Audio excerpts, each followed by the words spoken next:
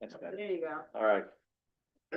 Okay, good evening, everybody. So we'll try this again. All right, great. This is the Monday, December 15th meeting of the Select Board. With me, I'm Erin Underhill, the chair. With me, I have Ellen Rosenfeld, the clerk, with the lovely glasses, and Craig Schultz, vice chair with lovely glasses, and Karen Bray DeMarzo, our assistant town administrator, and Mike Kaczynski, our town administrator. Good. We've got a decent agenda tonight, so we will get started with some announcements. The first announcement, I'm sure you guys are gonna wanna say something about the first announcement, is the approval of the debt exclusion for the middle high school building project. Go ahead.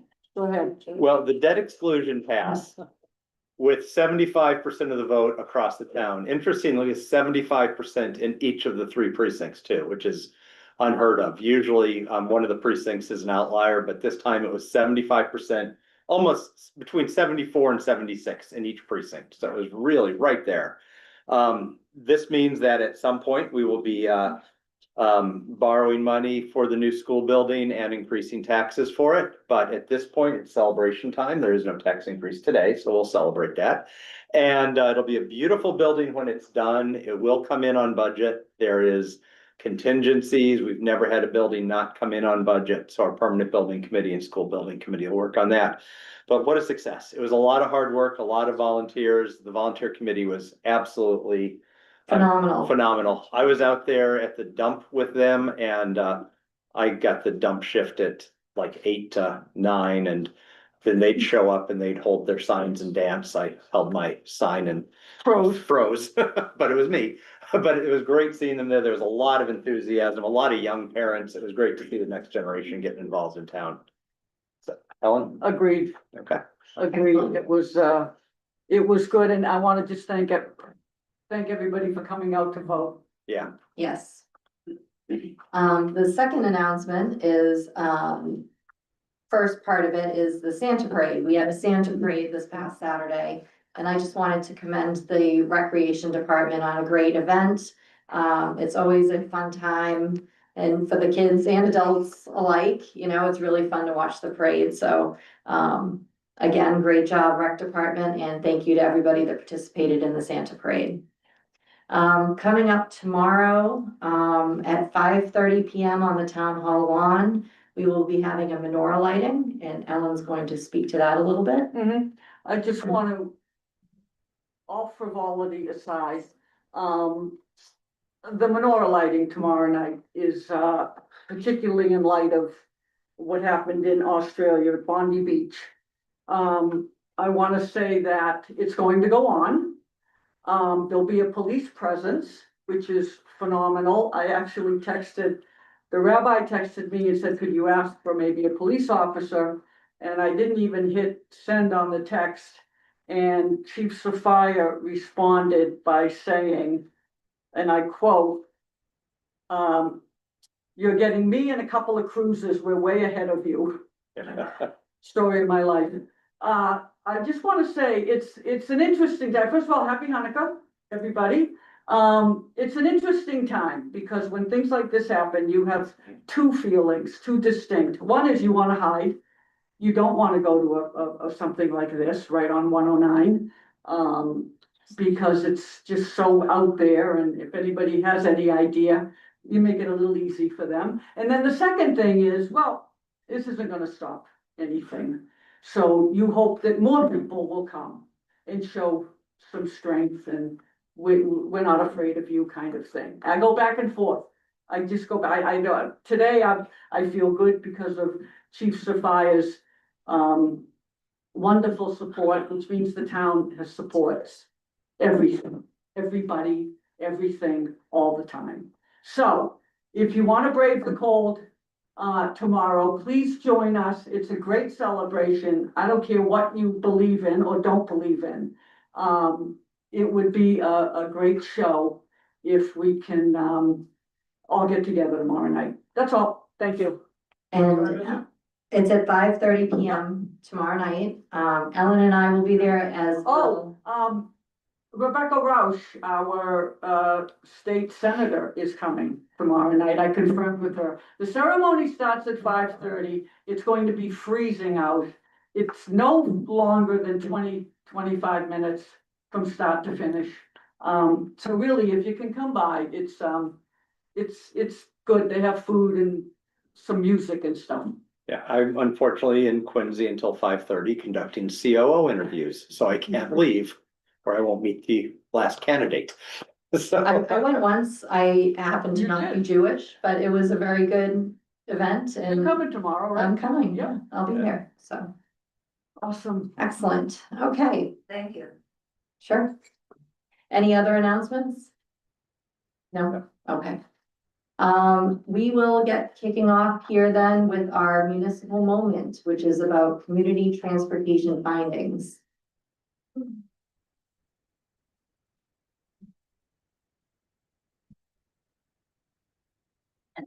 Hello. All right. We have Bob Weiss and Anne Marie Gagnon here that are going to speak to the topic. Thank you. Thank you very much, Madam Chair. Tonight, we're going to present the select board with a case to expand Millis's current transportation situation. As some may know, right now, the Council on Aging is what the transportation consists of for seniors who are 60 years old and over. And the costs are paid through the budget, off of the town budget. Millis also pays, in addition to that, we pay $57,097 through annually through the Massachusetts Department of Revenue's assessment to the MBTA. And we don't get any other transportation. That's a lot of money. So tonight, Anne Marie and I are going to present to you what we have found in our research, and we have reached out to a couple of regional transit authorities. And if I can share my screen here, I'm going to go through just a few slides. Yes. Okay. We reached out to GATRA, which is the Greater Attleboro and Taunton Regional Transit Agency. As some folks might know, they already send a shuttle through Millis. But that is, it starts in Medway and goes to the Norfolk commuter rail station.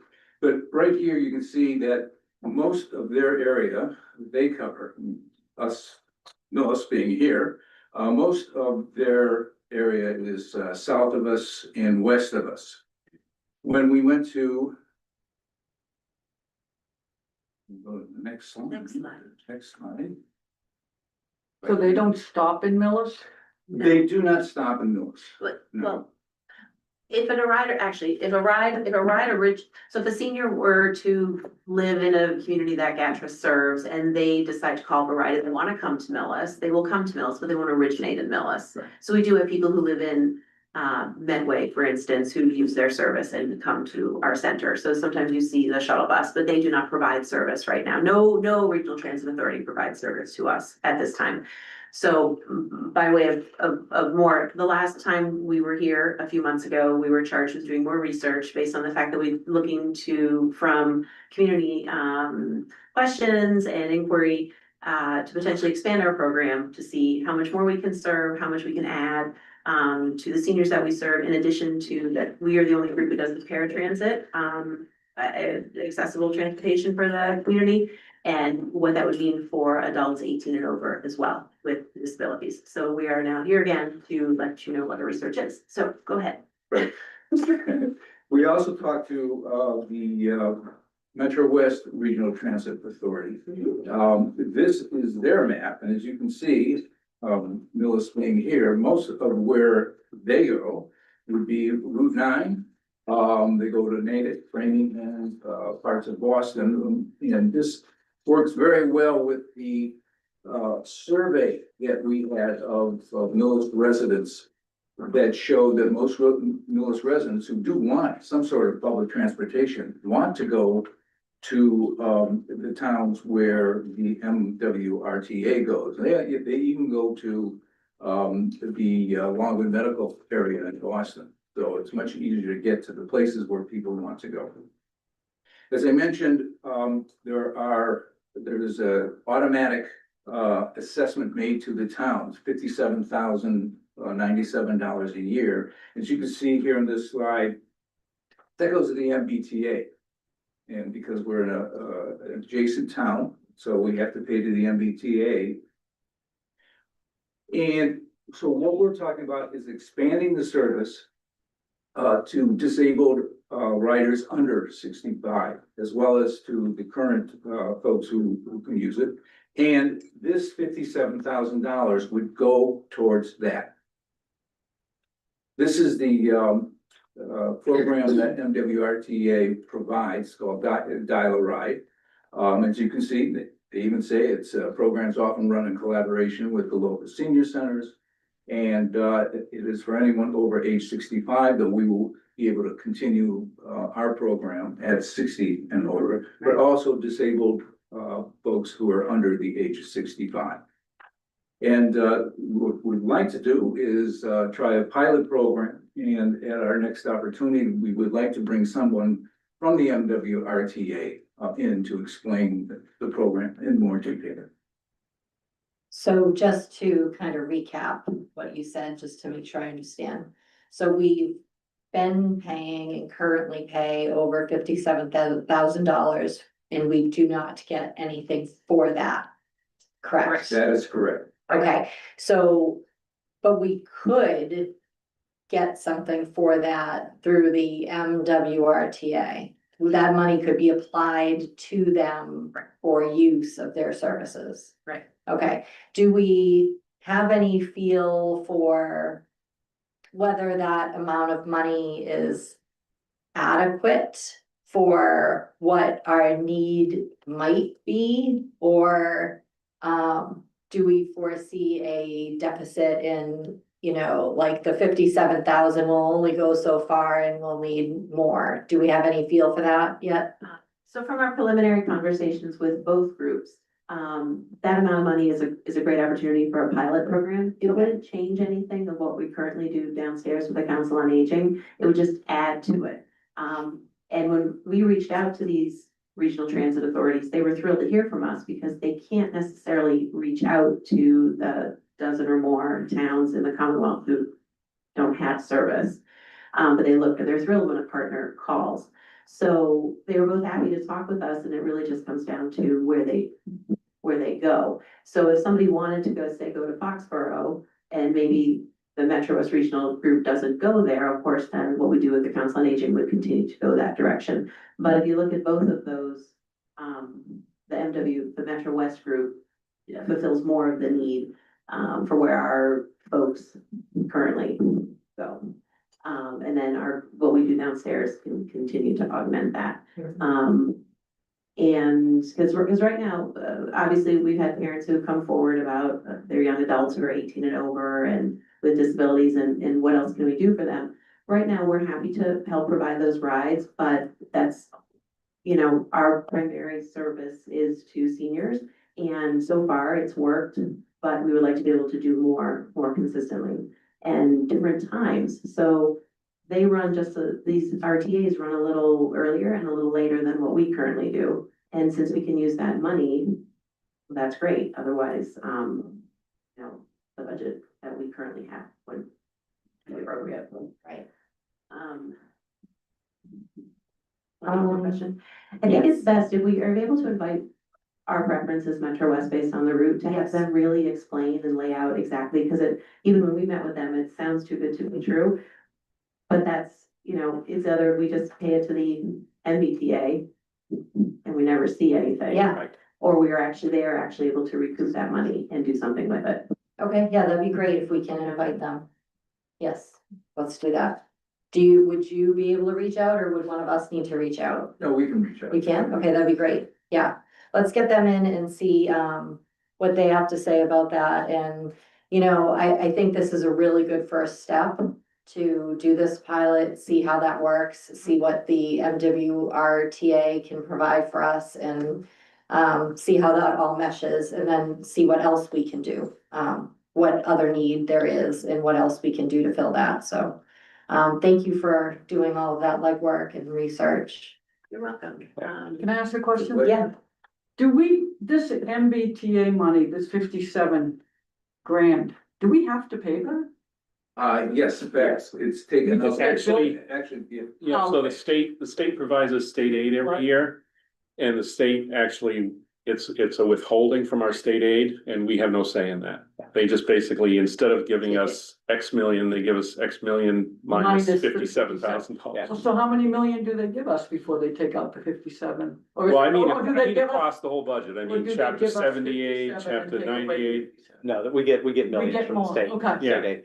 And that used to be much, much higher. Remember when I started, was on the finance committee, it was over $100,000 back in, Which 90s. was, the 57 was over 100. yeah, in the nineties. We brought it down. Charlie Espenwall brought it down considerably.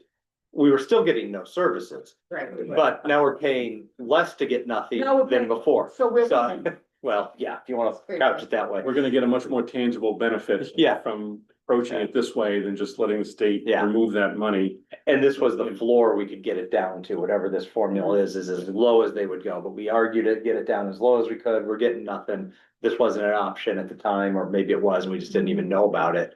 But that was nineties, 2000, and it sounds like a great plan. How do we get something like the shuttle to the Norfolk train station? I used to drive there for 20 years and I'd always see the shuttle waiting to pick, well, not always, there were 2 trains a day, drop off and pick up, you know?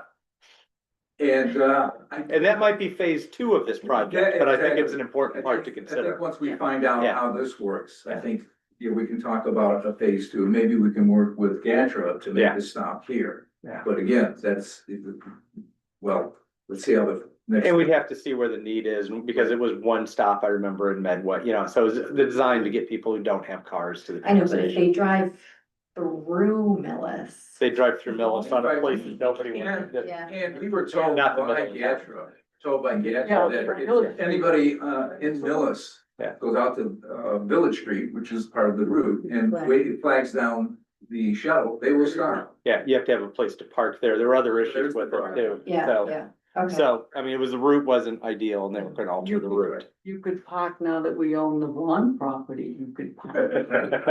We talked about We that. talked about, You Absolutely could, this. You could, yeah. Talked about free we parking had that there. discussion. We did.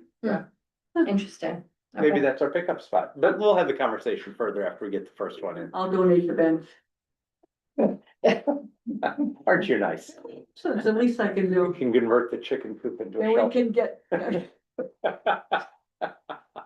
Okay, we're going off the rails. Go ahead. Awesome. So thank you. We'll reach out to the Metro West Regional Transit Authority. They're currently working with other councils on aging also to help expand their programs, other ones that have been reaching out to them. So I think it'd be a good win-win for the folks that we currently serve, help to expand what we're doing, find some cost savings, you know, like I said, do it as a pilot. To your question about how much can we get for it? We will have to see. We'll see how desirable it is and what people wanna do. We're right on their border, so they're happy to come just south of, you know, from Natick and Framingham and then go. But I think it's a good first step. Okay. For sure. And they'll charge us per ride or something, to exhaust that 57, yeah, okay, that Yes. seems great. So more to come, so hopefully January perhaps. Okay, yeah, that'd be great. Thank All you. right, thank you. Sounds good. are there any questions? Yes, are there any questions or anything before we move on? Okay, come on up. Thank you. Just state your name and address, please. Sure. Maria Melchiona, 209 Ridge Street. So, myself and my wife were up here a couple of months ago, looking for transportation for our daughter who has a disability and for all residents in Millis. Right. That is absolutely, correct, because we are full in support of that. And so in writing emails to Representative DeRosa, the last email that Kathy and I received from him, and I believe some of you are on that, was that he could earmark between 20 and 25,000 Mhm. for this project to move forward, have we decided to go in that direction. So I just wanted to bring that to all your attention to remember that, because state funding, as you know, is becoming very tight. And Hard to get. he said it's hard to get, but if we can get it by February, that would be great. So I think we're under a time constraint here. So, appreciate all your support for this and for looking into this, and thank you so much, Bob and Anne Marie. Really appreciate your time. Thank Thank you. That's a good point. Who should reach out to Well, James? I know that our state reps and senator usually reach out to us in January Earmarks, yeah. and James. ask for a list of, proposed earmarks, so Yeah. this would definitely be on that list. Okay. And so in the meantime, I can certainly talk with Bob and Anne Marie. And look at the best ways we might be able to use, a $20,000 earmark. It isn't a given, I mean, Right. they Sometimes they they- take it back. they submit those, sometimes they go through, sometimes they don't. Yeah. Sometimes they're approved, sometimes they're approved and then they're withdrawn Right, or right. cut in half. These things happen, but if you don't ask, you don't get. So Right. we will just certainly work on that. Okay, thank you. Great. Awesome. Anything else? Any other questions? No. Anybody?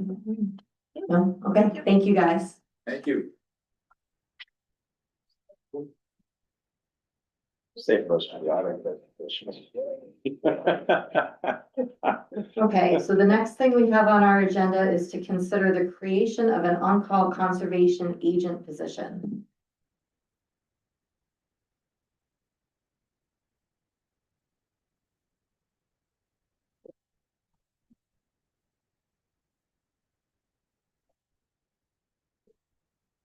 Well, I'm the chair, Jim Letter, the chair of the Conservation Commission. I'm John Stedman, a member of the commission. I've been on the commission for about 5 years, and Jim, you've been there since you had dark hair, right? No, I started turning gray about 28. No, I've been with the commission for quite a while. Excellent. But we're here to request an on-call conservation agent, and actually potentially a shared conservation agent to help us with their duties on the Conservation Commission. There's a lot of reasons why we really need an agent to help us.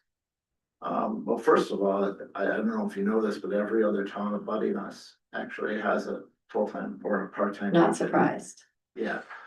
And as you know, Millis is very full of wetlands. There's been a lot of instances where we really could have used an agent to help us in emergencies and other problems that we've been having with the development and homeowners that have problems with trees, and just the technical expertise is really an important thing for us to help us. Just for everyone's purposes here on the meeting, can you just briefly explain what the agent would do for us? Like what kind of things that they would do? Handle? Do you want to handle that, John? Yeah, I will. But as you all know, the Conservation Commission is charged with administering and enforcing the Wetlands Protection Act. So that is our role. And that's anything that happened within 200 feet of a river or 100 feet from a wetland. And as Jim said, there are a lot of those in this town. Our commission is all volunteers. Most of them work full-time. When something comes up, normally the first thing is a site visit. We only do those on weekends. Some people want it during the week. And it might be a while before we can schedule to do that. An agent can take care of a lot of those things right out of the box. Mhm. And the first step is normally an RDA, which is a request for determination of applicability, whether or not the Wetlands Protection Act applies. Maybe somebody's cutting down a tree that's near a wetland. So we have to say, will that adversely affect the wetland? And we make a determination whether or not they have to file a notice of intent with detailed plans, which costs them money. Okay, And likewise, we can't delineate a wetland. So if somebody's got a more complicated project, we might require them to hire a wetland, specialist on their dime, to delineate the wetlands. If we have an agent can do a lot of that. If it's above their expertise, yeah, they would make a recommendation to the commission that we hire somebody. We have, so far this year, we've issued 2 enforcement orders. Where there was a violation of the Wetlands Protection Act. One of them on Main Street. If we'd had an agent, that would have been seen earlier before the damage was done, where they put a lot of fill in the wetland that actually probably went into the Black Swamp. And then there's another one at Finfur and Feathers, where we have an enforcement order. They're working with us on a plan. We've got some enforcement orders that go back several years that are just there, that in essence is a lien against the house. And when there is a project approved, there's orders of condition. And those, we do our best, we do a good job of seeing that the initial erosion controls are in place. But after that, you know, we don't have the resources, we can't work with homeowners to see that these things are done right. A lot of times they never file the request for compliance. And when they go to sell the house, they can't. So we have to react quickly in order to clear that title. And even more important than all of that is we have the best administrative assistant in the state. She's been awarded, she's phenomenal. If she wins the lottery and says, "I've had enough," and we all buy our tickets, the town would be in bad shape. Yeah. It would be dead in the water, and personally, it would be hard for me to serve without that support. So the town is really vulnerable in this area. On-call would be good, but that's reactive.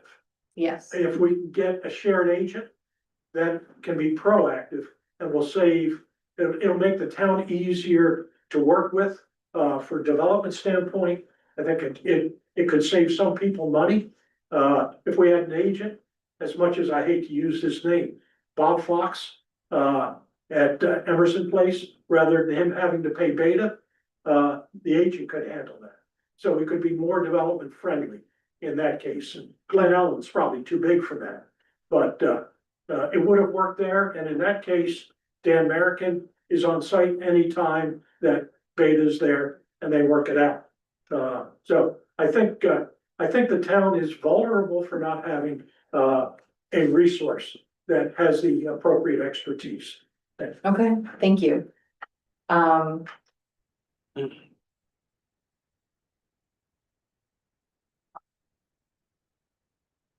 All right, so you're looking for an on-call conservation agent, but even better would be if we had a shared situation, right? Yes. Okay, Yes. In fact, John, as you spoke to a couple of towns, abutting towns. Yeah, I talked to Norfolk today, and she's been there almost 4 years. They hadn't had anybody for a while. It took her over a year to get everything to do the follow-up and get things really going. Mhm. And they've got a little bit more going on than we do. okay, I also talked to Sherborne. And Joyce Hastings, she works 32 hours a week. It was overwhelming at first because they hadn't had anybody for a number of years. And she's got that under control. She might be available and willing to be shared, but she'd have to talk to the chair of their commission. And she's worked with us on a number of projects. She did the design for Oak Grove, the improving of the trails, and knows Millis pretty well. Okay. Um, Yeah, I mean, I'd be, if something that the board is supportive of, I'd be happy to work with the Conservation Commission to reach out to the administration and some of the area towns. Yeah. I have in the past had some discussions with some of the area towns, just with their administrators and sort of got a cool response, but taking it from the approach of kind of reaching out to the conservation agents in the other towns might be a better approach, so we can talk about that, and if there's bandwidth there where folks are open to, doing, a certain amount of hours per week. That's something that we can look into and budget and see if we can get into the FY 27 budget, okay, as part of that budget process, we certainly could. any thoughts or questions? You got anything? I'd love to see it included in the budget consideration, but we don't know what the budget's going to be yet, so I think that, pursuing it makes a ton of sense right now. Oh, yeah, to get the information, yeah.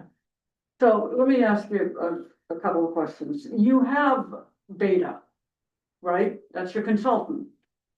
Yes, at the applicant's, cost, At the applicant's cost, always at the applicant's cost? yes. Okay, so, you do this is what I think is hilarious. You guys go out on the weekends and you do the site visits yourself. Yes, That's hilarious. I mean, in a way, because you're volunteers. You're really not.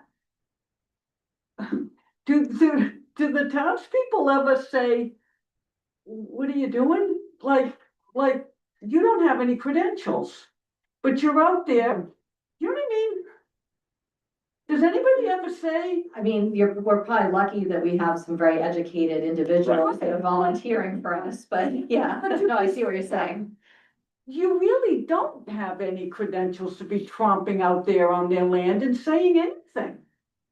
Oh, we actually. I mean, I'm not casting aspersions. I think you Yeah, guys no. are great, I'm, but you know what I mean? yeah, I'm a basic scientist, I'm not a wetland scientist. Okay, what's that worth But nothing? I mean, that's how it's been done in the town for years, and that's why we really think that we need a conservation But I just think, agent.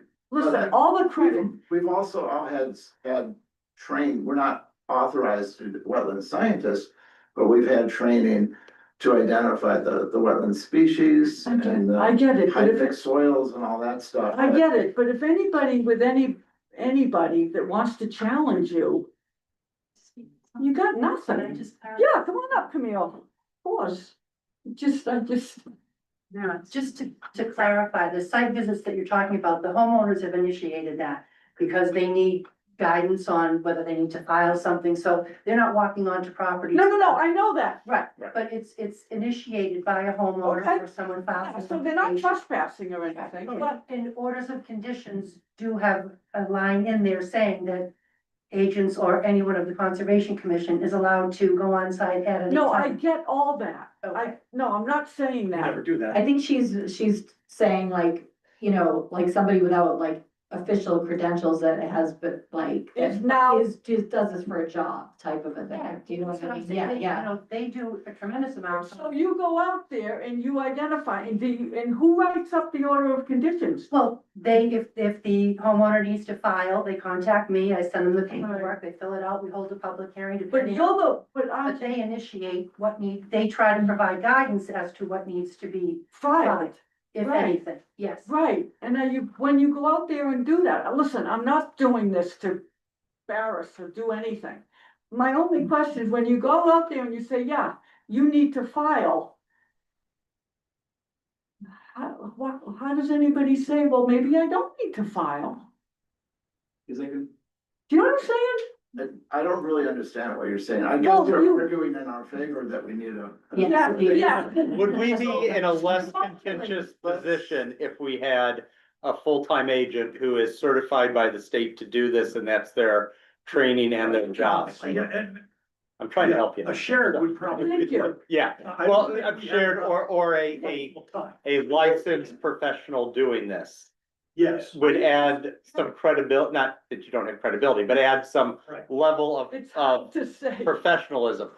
Thank you for doing everything you're doing. I think we need to help you out. I appreciate that. Yeah, Yes, to your point, when there's an order of conditions, if it's a big project, Yeah, we get input from Beta. yes, But, you know, that costs money that yes. goes to the They- sponsor of the Yeah. right. project, Yeah, which, you know, costs them yeah, money.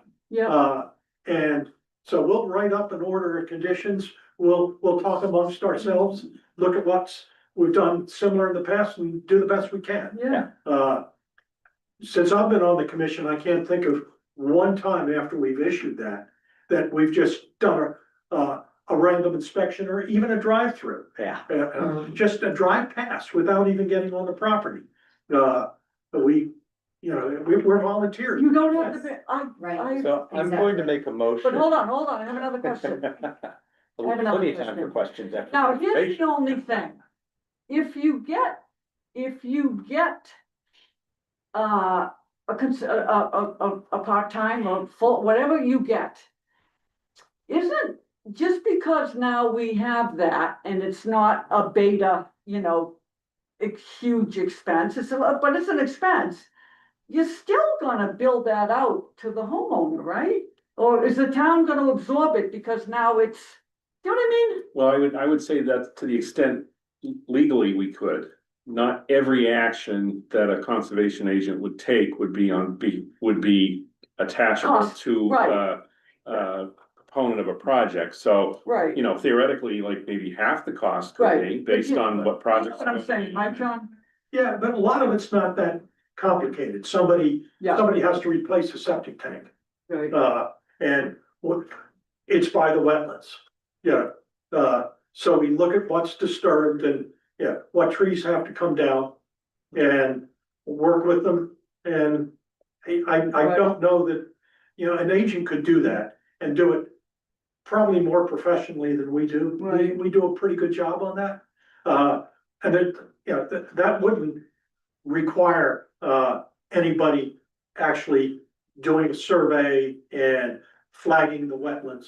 Right. So there are a lot of things like that Right, can be done. Removing trees. Is it a risk? Is it diseased or is it just something somebody says, I want less shade? what percent of Beta's involvement do you think would be less? Or would be none, because they really only do the big stuff anyway? You know what I mean? I think Beta is really only for the big stuff. Okay, Right. so that really probably wouldn't even be impacted, Okay. No. right? All right, I move that the board includes the request for a part-time on-call conservation agent for the FY 27 budget. And request the town administrator talk to surrounding towns about the potential to share an agent. Second. Okay, it's been moved and seconded. All those in favor? Aye. Motion carries unanimously. We'll be discussing this much more Yes. as we get numbers and information. And thank you for all you do. Thank you. Yes. Yeah. You're welcome. Thank you. Before you leave, John, and I've been looking for a town engineer, as you know. Yes. And then somebody said, well, maybe you can get an engineer that's got some wetlands experience, but that's probably hard, right? I would think that would be hard. Okay. I would think that'd be very hard. I think so too. Actually, we are working very well with Bob Fogarty, on some things, so that's good. Okay. Good. Thank you. Into the highlight of the evening, so just get ready. All right, so the next thing we have is our fiscal year 24 audit presentation. Madam Chair, Yes. so this evening, we have our auditor, Scott McIntyre from CBIZ. And he's worked with the town for a number of years, and he's coming in to do our FY 24 budget audit overview. And our finance director is on Zoom, so if you have any questions for her, she is available as well. Okay, great. Thank you. Thank you, Scott McIntyre, I'm one of the partners at CBIZ. As Michael said, I've been associated with this audit for many years. Pleased to be here tonight and give you a quick overview. I heard busy agenda. I'm gonna give you a quick overview of our audit of your financial statements, and then I'll talk about some of the key numbers in your financial statements. And then take any questions you may have. I know the document has been sent, but I'm gonna kind of take the approach tonight of just talking about what I think we need to communicate to the board as opposed to turning multiple pages. I may give you one page reference if you wanna make a note of it as we go along here, but there really are two deliverables. There are your basic financial statements and what we call your governance letter. We, the audit community, if you will, calls it a governance letter because our professional standards require us to report to, and the phrase that's in the professional standards is those charged with governance. A mouthful, so the profession sort of just calls it the governance letter. It's really what you need to hear from your outside auditors. It tells you the scope of and timing of our engagement. It tells you the auditing standards that we follow. We follow both generally accepted auditing standards in the United States as well as generally accepted government auditing standards. There's some differences, a lot of similarities, but there are some differences, but we are required to follow both sets of standards. It talks about significant risks in there. We identified one significant risk here in Millis. We identify that one significant risk in every audit we do. That's because the professional standards require us to assess the risk that management could override your internal controls. What does that mean? It really means nothing to the town. It means a lot to us as your auditors. It means we have to design procedures to safeguard against the possibility that management could override your own internal control structure. So it's really a risk we identify, and we have to go out and design testing procedures to make sure that the system wasn't overridden.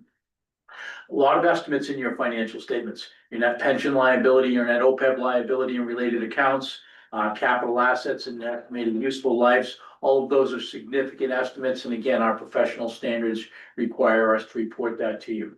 You'll see in this governance letter that there were no disagreements in how to apply generally accepted accounting principles between the town and our firm. The letter goes on to tell you that as a result of our procedures, we did not need to propose any significant audit entries as a result of our work. Essentially, the easiest way I've always thought to really communicate that is we found the books and records for the town of Millis to be in good working order. One of the last things that we are required to communicate to you, it's in the letter, I'll quickly talk about it, is we do it here at Millis and we do it virtually 300 other government audits that we do in New England, and that is we assist the town with the preparation of the actual financial statements.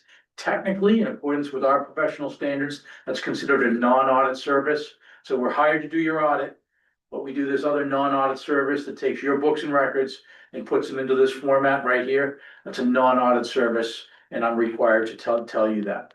Now, in terms of the actual financial statements themselves, our opinion is on page 1.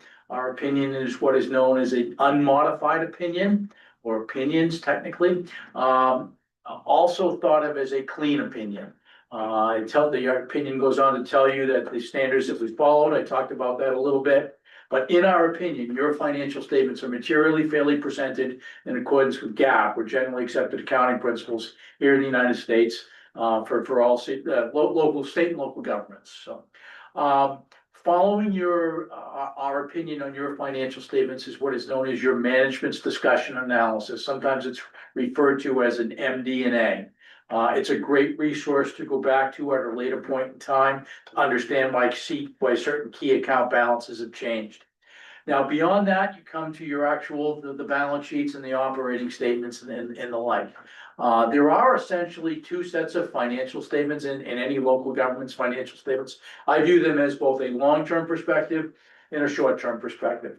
The long-term perspective, I'm only going to touch base on this. There's footnotes about these two subject matters, and I can probably answer most questions about them, but we don't think any conversation about a local government's financial statements would be complete without at least mentioning a net pension liability and your net OPEB liability. Those are OPEB being other post-employment benefits, and more specifically retiree health care. you know, those are on your long-term perspective financial statements. They're not present on your general fund balance sheet or your short-term perspective. You know, those liabilities, there's a wealth of disclosures in your financial statements. You know, if you wanted to look, you would see that your pension liability went up, but that's because the county system that you're a part of, they actually dropped their discount rate from the prior year to June 30, 24. So as the discount rate goes down, means the expected future earnings of the plan are going down. As that expected earnings go down, the liability came up a little bit. Now, beyond that, you are on a funding schedule. I don't have that number off the top of my head. I bet Mike does, when the county would be fully funded. So a lot of times it's like 13, 14, 15 years away. You keep doing what you're doing for another 13 to 15 years. And again, that's an estimate. That liability comes down to zero. Following that, you get to the short-term financial statements, your general fund balance sheet, which really is the first place that most readers want to turn to. And if people wanted to make a note, this is print page 17 in Millis's June 30, 24 financial statements. The key here is in that first column of numbers, the general fund or the key operating fund of the town. And the focus is almost always on the third number up from the bottom. And in your case, as of June 30, 2024, the third number up from the bottom on page 17 is $6,610,000. That's your unassigned fund balance.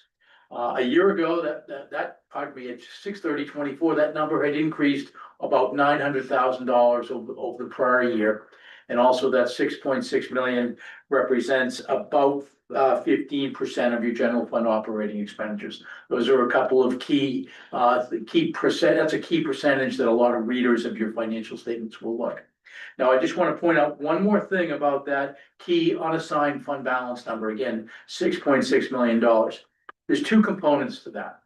Millis, like virtually every community in the Commonwealth, has its general fund and it has a stabilization fund. Tracked separately in Jody's ledger, tracked separately in every accountant's ledger in the Commonwealth of Massachusetts. But GAAP, or generally accepted accounting principles, require that since the stabilization fund really came from the general fund and there's no purpose constraints on the general stabilization fund, that gets consolidated with your general fund unassigned fund balance. So that one number of 6.6 is really two things. It's your general fund, which is the start of your certification of free cash. That had a balance of about 4.1 million. And the other component is your general stabilization with an account balance as of $2.5 million. Both of those two components, I mentioned that the total fund balance was up about $900,000. Each of those components of overall unassigned fund balance are up as well, about $500,000 in both cases, rough rounding to about an overall increase of $900,000. Beyond the general fund, you have in your financial statements, your enterprise funds. I usually tell people to skip right over to the statement of cash flows. Not that the statement of net position or balance sheet is unimportant, not that the statement of revenues and expenditures is unimportant, but I think the cash flow statement tells most readers what they want to know about a local government's enterprise funds. In other words, is the net cash provided by operations, is it covering your principal and interest on debt? And that is the case here in Millis. And lastly, again, maybe if you're taking some notes, all the way back on page 72 is what is referred to as your budget versus actual comparative schedule. It shows the fiscal year 24 budget. So obviously the expectations of what the fiscal year was going to bring, comparing that to the actual amounts. And Millis, like so many places in the Commonwealth in fiscal year 24, had multiple line items of favorable results when it comes to the revenue side of the equation. But Millis, like so many of the communities in the Commonwealth, had favorable revenue performance in motor vehicle excise collections and investment earnings. There were others. Those are the two that sort of stick out in our opinion, based on our audits of hundreds of communities here in the Commonwealth. So that is a super quick walkthrough of our audit of your financial statements. Again, from the numbers standpoint, I'd focus on the general fund and focus on the unassigned fund balance. Again, it's up about $900,000 over the prior year. I felt obligated to bring up pension liability and OPEB liability. I can take questions on those if you'd like, but maybe after this, I hope you will take some time and read what I call the governance letter that tells you really how things went. And the best way I can describe it is we found the books and records here in Millis to be in good working order when we came in to execute our procedures. So with that, I'll turn it back to the chair and see if I can answer any questions that the board may have. Okay, great. Questions? I looked over the financial statements and they were as expected. I mean, that's good. Yeah. That's what you're looking to see. I think there's a lot of misconception about what an audit is. Because there's people who are screaming, we have to have an audit, and I reply, we do one every year. You're attesting that the financial statements are as we presented them. We haven't misled, we haven't done anything else. You're not making an opinion whether we're spending too much on police, fire, or anything else. You're saying we're spending it as we said we were going to spend it. Yes, Yes. and Yeah. that it's in accordance, And it's legal. is in accordance with generally accepted accounting Yeah. principles. I think As far there's as this- what you're yeah. spending it on, you're spending too much here, not enough here, that's not what we're hired. I think there's a large misconception in the public that when they say we need to do an audit, they're saying somebody's gonna come in and tell us we're overspending on the school or overspending on police or overspending on DPW, not leaving you out, Jim, or overspending on fire or any of those other things. That's not the purpose of an audit. What you're saying is as we prepare the budget, and you've got the comparison to budget, we're spending it as we've attested that we're spending it. So I think that's a real important That's distinction. really, really good. Thank Yeah. you. Really Yes. good, because I have no idea what you're talking about. But also, when you use the word audit, people think we did something wrong. Right. But this is like mandated. It's mandated, yeah. I have We- one thing too. I don't know if you guys can hear me. It's Jody.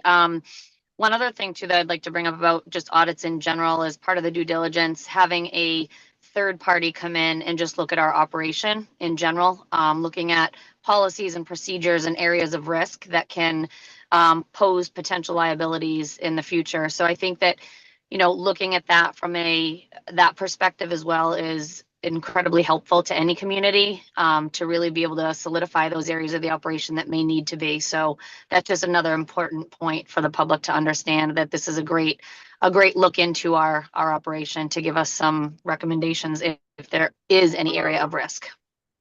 Yeah, and I think it's really helpful to have that third party view because we look at it every day, or at least at work, I look at it every day. But having that third party come in and test that what I've been presenting, or in this case, what Mike and Jody have been presenting is accurate, it's not misleading, and there aren't any material deficiencies that were found. So, Great. yeah. Thank you. Ellen, any questions? Because Craig's wasn't really a question. It was a really good explanation. Yeah, really good. I often phrase explanations as a question. I don't have any questions either. Do either of you have questions? I do not. I've had the opportunity to speak to Mr. McIntyre and work with Jody on this, so I think we're good. Excellent. And I've Thank seen you. 20 years worth of these and they're easy to read after 20 years. Takes about that long. Yeah, I think so. Thank you Now, very man, much. Thank you very much. Thank you. Safe travel. Thank you, Scott. Thanks, Jody. All right, excellent. Next I'll make up, a motion. oh, I move the board accepts the audit as presented. okay, perfect. Second, All right, it's been moved and seconded. All those in favor? Aye. Motion think carries unanimously. One more important point, because you have people watch. It says FY 24 audit. That's the year that ended in June of 25. So it's not like we're a year behind on this. Yes, This is the most current fiscal year.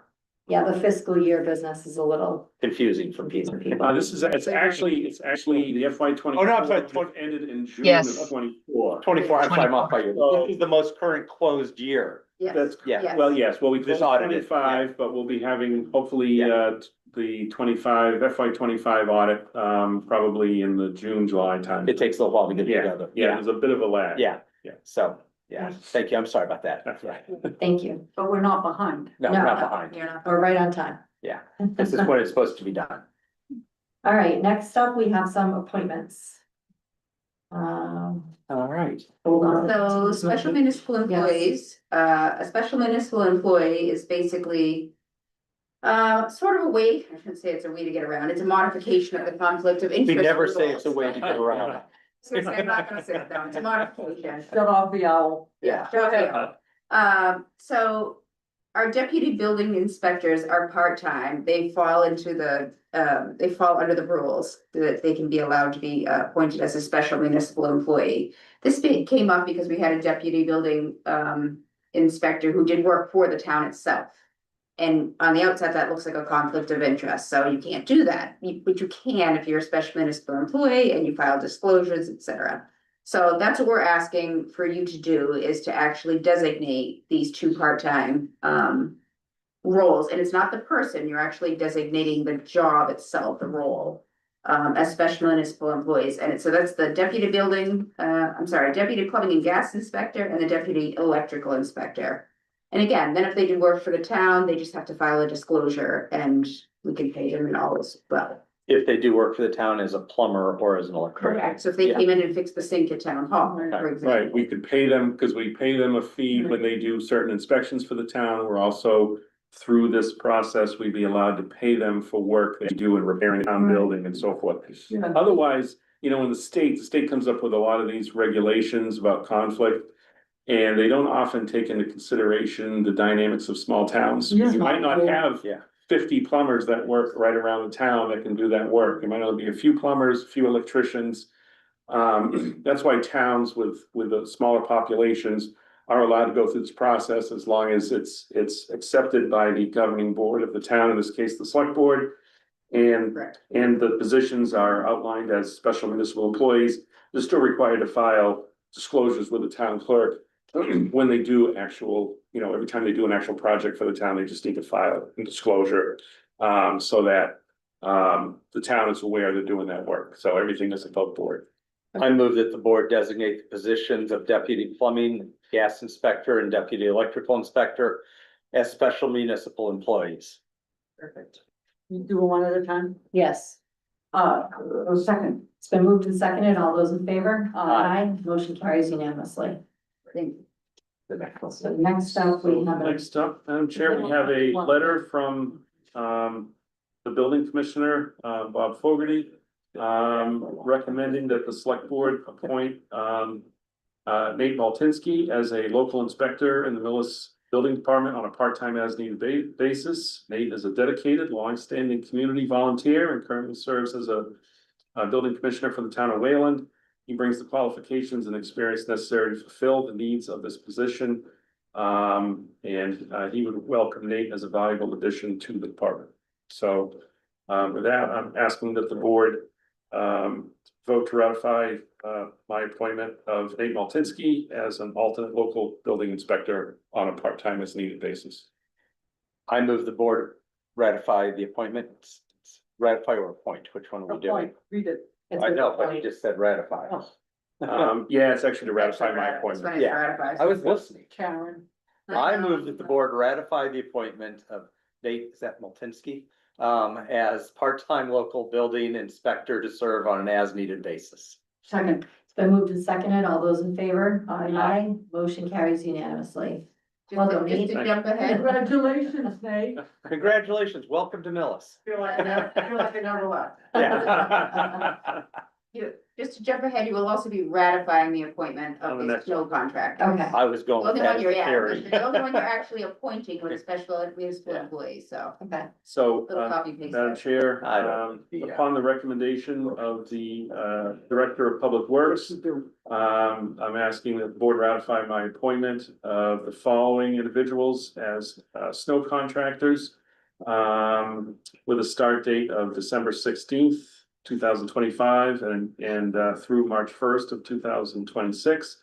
The following individuals, Michael Caffro, Braden Ryan, Jackson Borst, and Joseph Borre. Okay, I move that the board ratify the appointment of Michael Caffro, Brandon Ryan, Jackson Borst, and Joseph, is that Borre? As seasonal on-call snow contractors to work on an as-needed basis between December 16th and March 31st. Yeah, Second. It's been moved and seconded. All those in favor? I, Motion carries unanimously. And Jim, I took the liberty of extending it to March 31st. We originally put I'm a March first, but I'm pessimist. like, you never know, we might have That's snow, optimistic. or might as well just, otherwise we'd have to revote it and. Okay, sounds good. I'm not revoting. Maybe we'll get no snow this year, we'll just see. All right, so More snow. now we were in open session items. The first item is to vote to accept the grant for the transfer station. Excited about that, perhaps. Two of them, actually. Oof, excellent. Good evening. So, the first one, you have to do this, you have to accept the money. So I can sign the contract, and I have to sign the contract before January 15th. Okay. This was all set up over the years. The first one is for the, recycling program dividend fund of $3,780. If you all remember, that number's gone down quite significantly over the past couple of years. And that's because they've changed the rules and regulations on how, because so many people were getting the most money. So they made it a little tougher for all of us to, it's on a point schedule. What happens is every year I have to fill out how many tons of whatever we send off, and they give us by points. But if you remember back a couple of months ago, I told you we're gonna come to the board in January with a new structure of the transfer station, with costs and fees and everything going up. I'm working with the enterprise committee, they've taken that on with me, and we've been sharing different thoughts on that. We've looked at a new company. We're gonna accept a lot more stuff than we do right now. Right now, we don't take refrigerators, we don't take air conditioners, we don't take anything with Freon in it. But we haven't until you approve it in January. We're gonna contract with a new company that will hopefully, but the cost for that's gonna go up. I mean, right now we pay $25 for pretty much everything. And if you look at getting rid of a box spring or mattress right now, it's $100 to $150. So that's putting a burden on, although we're getting a lot more people bringing the stuff there, it's still costing us a little bit more to get rid of that stuff.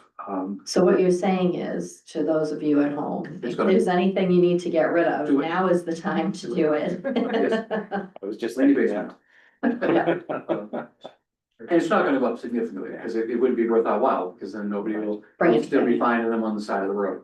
If people do that, we don't want that to happen. Right, So that's the first one, so I think you can vote for these both I think together. they're one motion, yeah. Yeah, so that's $3,780. This next one, I was just, every few years I put in, if you look at most of the compactor, all those containers, most of them have come from grants that I've submitted over the years to get these.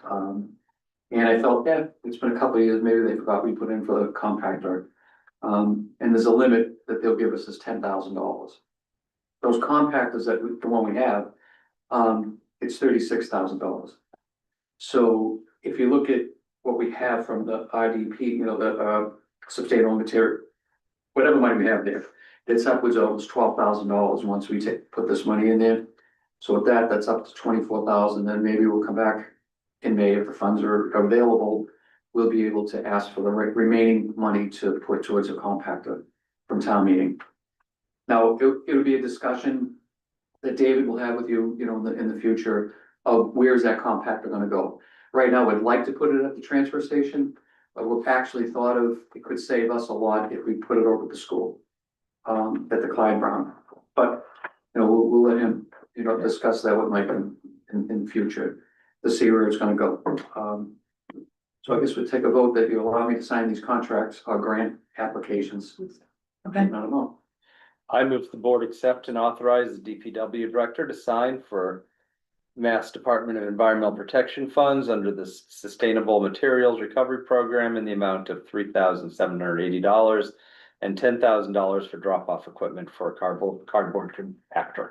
Second. It's been moved and seconded. All those in favor? I, Aye. Motion carries unanimously. Thank you, and I should have done this during announcements, for anybody that's still listening, hopefully there's somebody, It's only 8 we're o'clock. listening. yeah. The transfer station for Christmas Eve and New Year's Eve will be open regular hours, Okay, so it'll be open till 4 o'clock on both those days. I think one's 3:30, 4, but they'll be open regular hours on both Wednesday, and Karen will post it, as she always does, on the website. okay, And when you approve me to sign these contracts, I'm just signing him, and he still has to sign them, I still have the right to just spend money, so if anybody's saying, Yeah.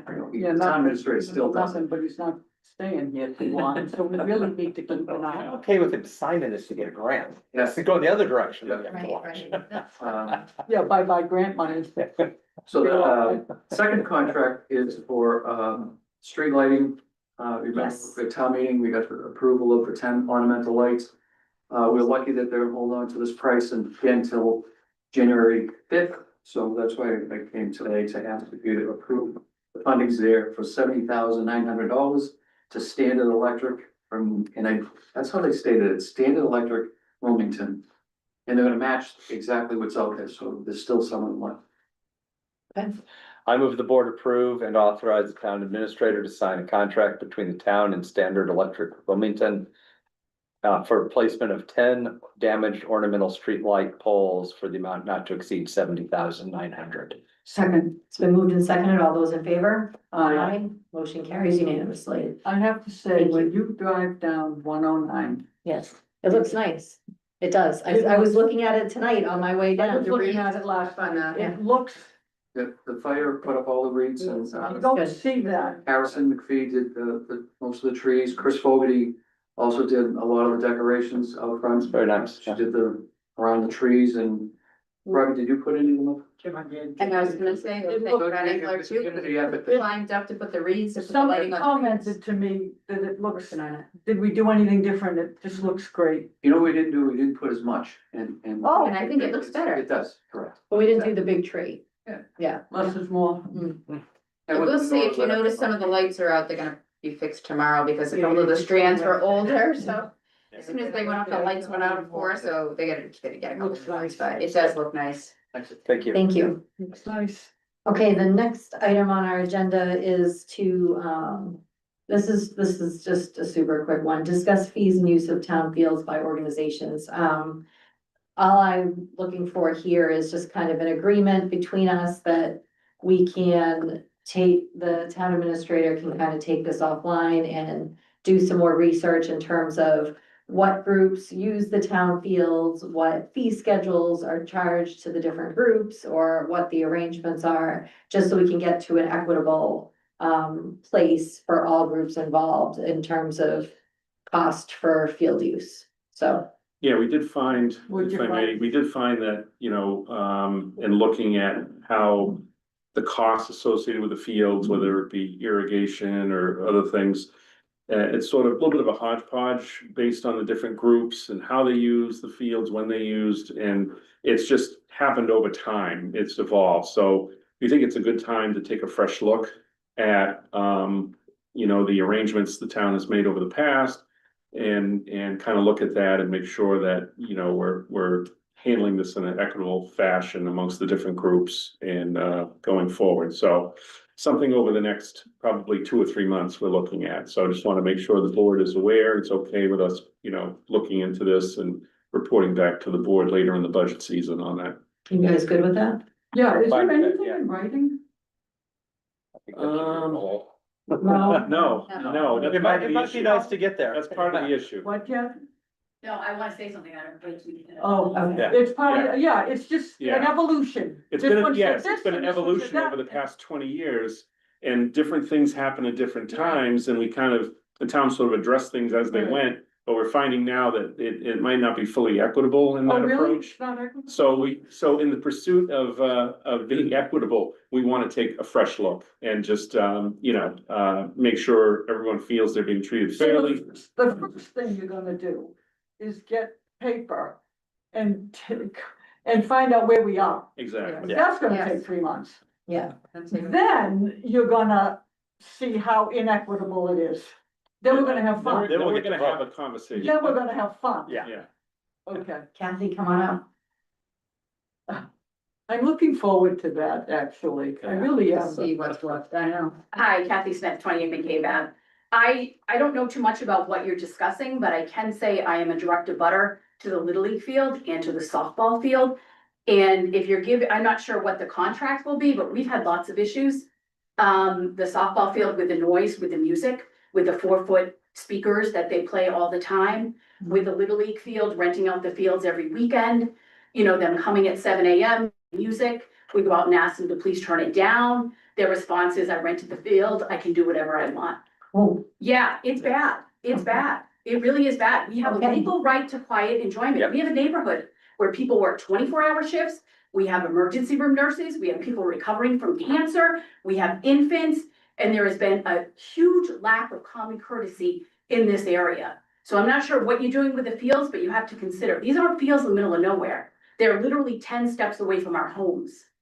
We shouldn't have to stop a Zoom call, shut all the windows, so we can continue working. It's just very unfair, very unfair. Yeah. I'm not Thank sure you for what you're bringing that doing, to our but, attention. but it's, we've talked to both, you know, Bob Mulaney, and his response was there is no noise ordinance. Doesn't mean you can play the speaker at volume 50 first of during the all, it's workday. not true. That's not Yeah, true. there's. There is a construction ordinance, there is I not a know, noise I ordinance, know, Ellen, but- there is a construction I ordinance, know. which is different. Because people work during the, you know, people sleep during the day, people work during the day. Very, Perhaps we need a noise ordinance. Yeah, very lack of common courtesy in this entire area, which is very frustrating to Is it neighbors. mostly weekends or weekdays or weeknights? It's all the time. All the It's time. softball all the time. So, Three to high seven. school softball. 3 to 7, and yeah, go, hey, can you turn it down a little bit? I got, you know, my neighbor who's an emergency room nurse sleeping, and she calls me, can they turn it down? Well, and the response is call the police. I don't wanna call the police. That's a ridiculous use of It's the, police.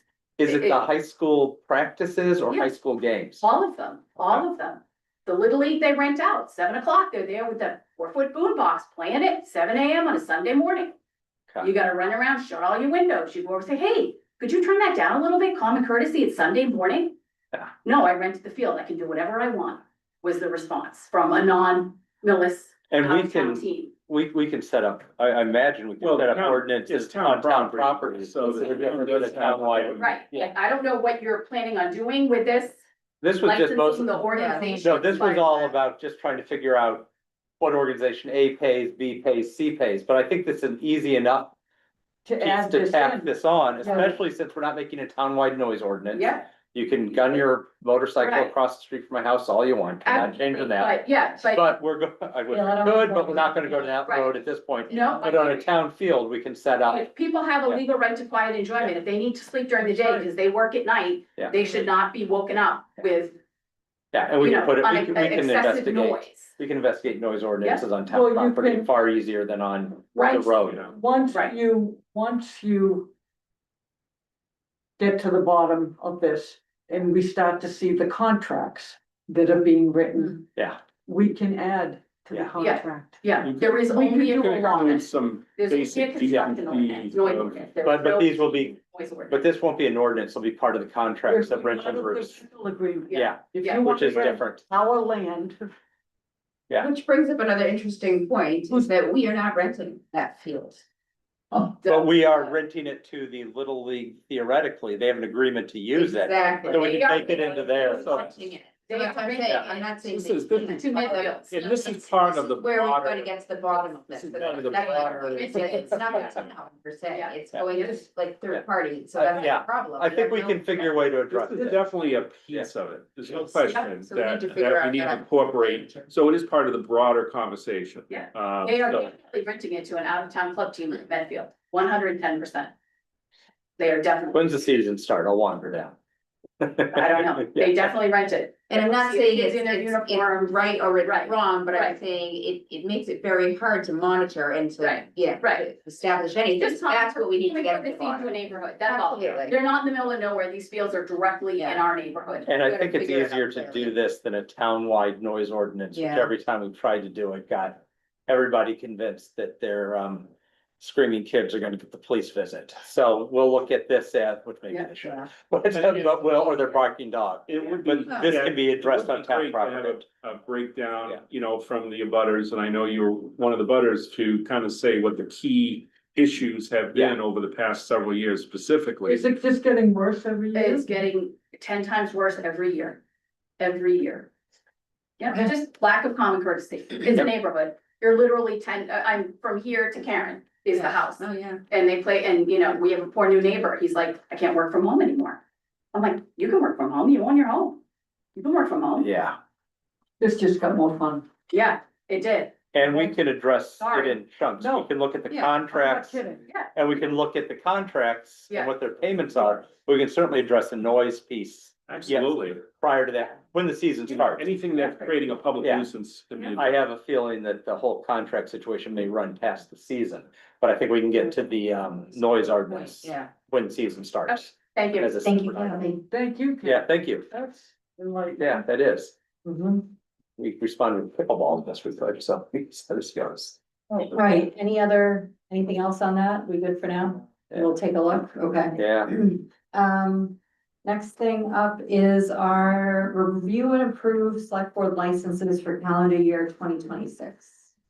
It is the most wonderful time of the year, is it not? are these all the things we have So to we are, sign? We so don't. you do not, so I have a gift for the board this year, I guess. a gift. Permitize is our new online permitting system, and that is what we use to roll out the renewals this year. I cannot say it was smooth, it was not smooth. We had to assist a lot of people. I give a lot of credit to Victoria, who was trying to take on a new position and still trying to do this because we were just overwhelmed with people trying to figure out the system. It will be better next year. We worked out some of the kinks and I think it will be great, but part of that is that you already have electronic signatures that you have allowed us to use in the permitting system. So once you approve it, you do not need to physically sign this year. So Yes, what am I gonna do? imagine that.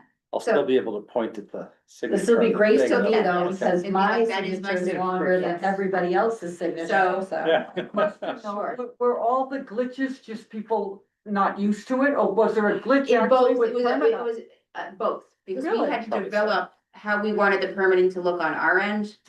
And so there were things that we thought would work well, that didn't necessarily work well, there were a couple of other things, some people just struggled, came in and said, I don't do this, so we would just say, give us the paperwork and we'll put it That was in. me. So, yeah, Ellen being one of them. But anyway, it's said and done, and we're moving forward. Okay, So I have the list of renewals here for you. It's for those at home, select board licenses include alcohol licenses, class 2 and class 3 licenses, which are for used car sales or remodeling. Common victular is a food license issued by the select board. It's for establishments that are basically restaurants. If you can sit down and eat in the building, you need a common victular license, etc. So if you want to, you could approve the whole list first, and then I have two kind of standouts that need special consideration. I move that the board approve the 2026 select board issued license renewals as presented. Second, Been moved and seconded, all those in favor? I, Aye, motion carries unanimously. Okay, the outliers? And the two outliers, so Tangerines Farm is one of them, so that's for their alcohol license. They are an outlier because they closed down basically for the winter. They've taken their tent down. I believe they've taken the tent down, but they're not gonna reopen till spring and they need to have an inspection. You have to do a life safety inspection. So that will happen in the spring when they put the tent back up. So I'm asking you to approve their alcohol license conditionally. And I have it in the motion. Okay. I move the board approve the 2026 all alcohol on premise license for the Tangerini Spring Street Farm, Inc., DBA Tangerini Spring Street Farm. I don't know why they different DBA. Pending a passing safety inspection, prior to the opening in spring of 2026. second, Moved and seconded, all those in favor? Aye. Aye, motion carries unanimously. And again, the safety inspection, it's from 780 CMR, section 110. It's from the building code and it's basically for electrical and fire, you won't do that, right? For electrical fire code issues, any building, and it's something they do once a year, so just to be clear. So Primavera is the other one. The fire chief and the building commissioner went over there. They're asking us to, or asking you to issue a 30-day conditional approval. They have not submitted a sprinkler report, fire alarm report, or their ANSEL report, and they're giving them a kindness and allowing them 30 days to come up with that. Okay, I move the board conditionally approve the 2026 all alcohol on premise license for Primavera Inc., DBA Primavera Restaurante. Pending submission of a passing report for the following by January 15th, 2026. 26 sprinkler fire alarm and ANSUL system. second.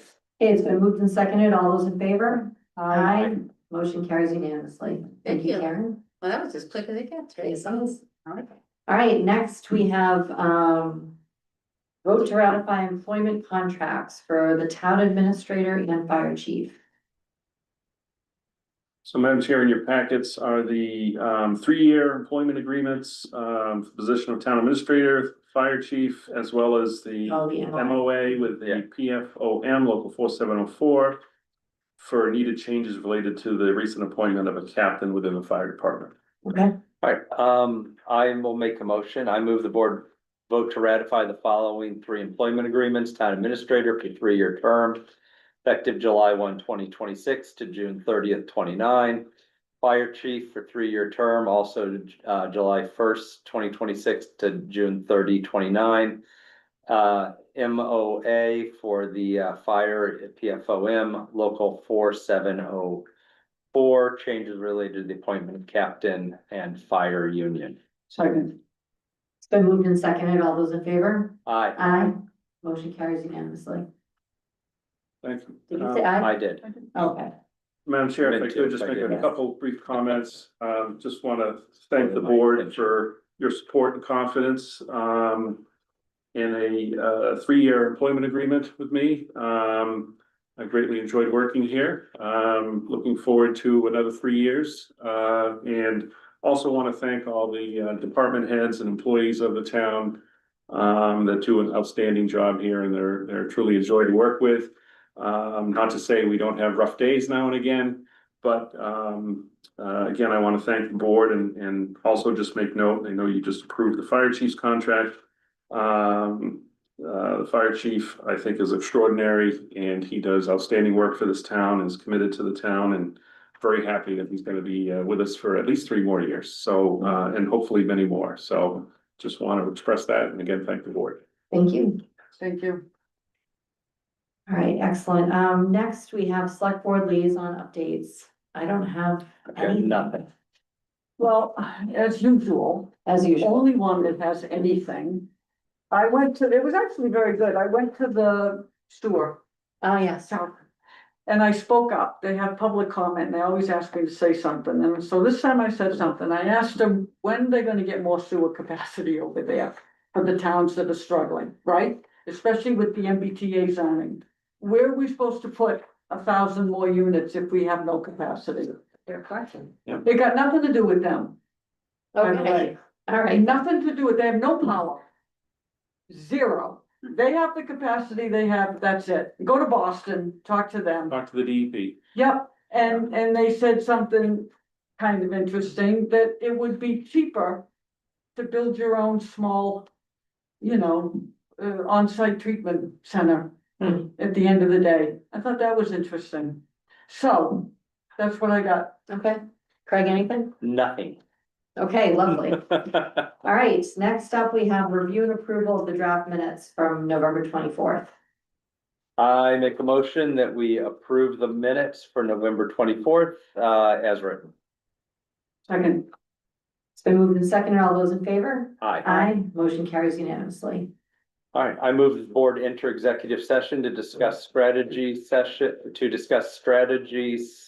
sessions in preparation for the contract negotiations with Union AFS CME Council 93, and only return to open session for the purpose of adjourning the meeting. You poll us? Simon? You want to? I'll second Oh, second. it. Ellen? Aye. Craig? Aye. And I'm an aye. So we are now in executive session. Thank you, everybody. Happy holidays. And thank you, Millis Community Media, for all you do.